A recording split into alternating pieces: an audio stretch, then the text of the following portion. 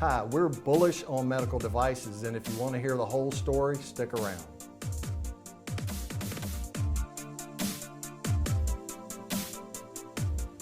This is Chris Downs with IMTS TV at the Global Forecasting and Marketing Conference in Cleveland, Ohio.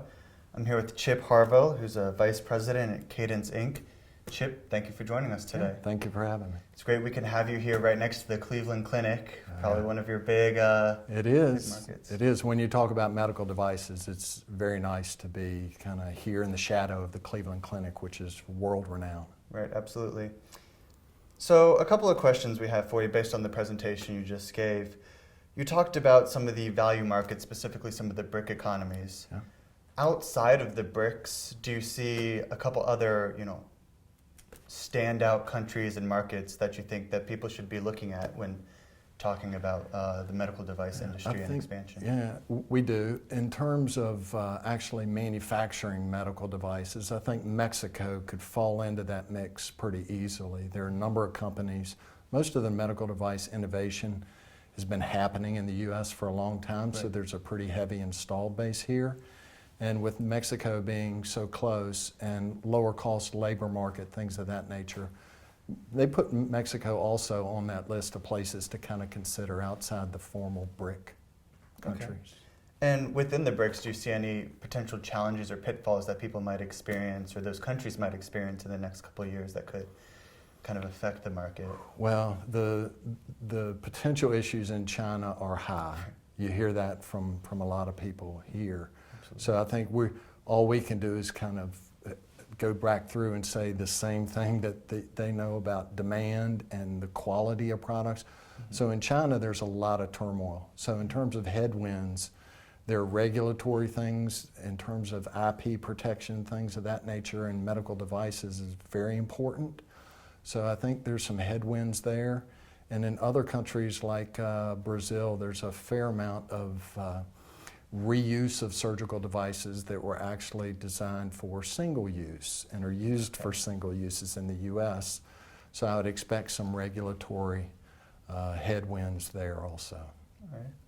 And specifically within the United States, you mentioned 10 key regions, 10 ponds, as you put it.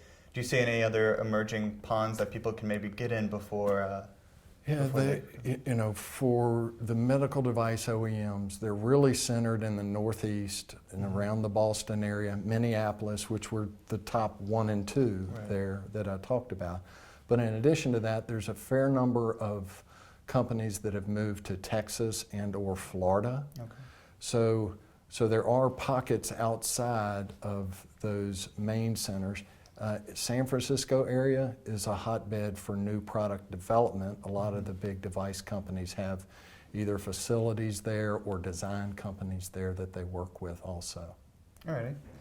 I'd like to touch on something that you didn't really discuss in the presentation, but I'm sure a lot of people are asking about, and that's the medical device tax that came in the Affordable Care Act. That's right. I think been implemented for about 2 years now, but there's a lot of talk about repealing it. That's right. How has the tax in the 2 years it's been around affected the industry, and what's the speculation, I guess, going forward? I think the numbers, and I guess the official numbers, if you follow like AdvaMed out of DC, the advocate group for the device world, they've got actual facts and figures. What I can tell you intuitively from our business is back into the stuff flows downhill when the government says, company X, you need to pay 3% tax, and we're a supplier to company X, they look to us and they say, we need you to reduce your cost.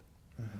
So it has a trickle-down effect. We've been a lot of cost pressure lately that hinges a lot on those types of regulations. I think the other thing that we saw very obviously was a reduction in spending by those companies on R&D. Mm-hmm. So the number of engineers that they have today, they've actually shrunk that pool some because they've had to make up for the fact that they had to give Uncle Sam 3%. Right. The good news is there's hope that will be repealed. The bad news for us is when it gets repealed, they're not going to come back to us and say you can charge higher prices now. Right, absolutely. So you're optimistic that the tax might be? Optimistic, yes. Right. One last question. We talked a lot in the past day and a half about demographics and the baby boomers retiring, how that's increasing healthcare costs, although for the medical device industry, it's a good thing. That's There'll be right. more medical devices needing to be supplied. That's right. But when the baby boomers taper off and the next generation starts aging and retiring, the Gen Xers, there's fewer of them than there are of the baby boomers. So how do you navigate that transition to decreased demand after such a high increase with the baby boomers? I'm not sure. Mm-hmm. I will be retired by that point. No, I mean, it's a great question because it's one of the things I hadn't thought about much before I came to this conference, the whole demographic things. What I do know is the whole device, the medical device market, there's a lot of interest today in trying to get people out of surgery to do the preventative health care. So there's a lot of new technologies in mobile health and the Internet of Things that are tying people's well-being to the devices that they carry with them.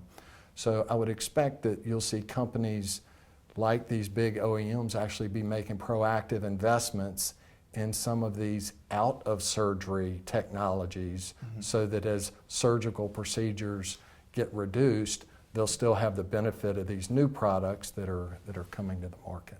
Okay, great. Well, Chip, we appreciate your time. Thank you for being here today. Very good. Thank you for having me.